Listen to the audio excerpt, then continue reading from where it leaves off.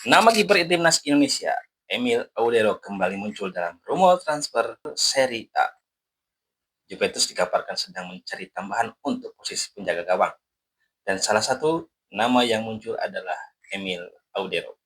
Jika transfer ini benar-benar terjadi, Audero berpotensi bergabung dengan salah satu klub terbesar Italia. Tapi perlu digarisbawahi, ini masih sebatas kabar dan rumor transfer, belum ada konfirmasi resmi bahwa Juventus sudah mencapai kesepakatan dengan Audero. Bagi timnas Indonesia, perkembangan ini tentu menarik untuk diperhatikan.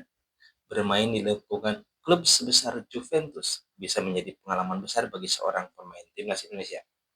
Namun, pertanyaannya, apakah Audero akan mendapat menit bermain yang cukup atau justru hanya menjadi kiper berlapis?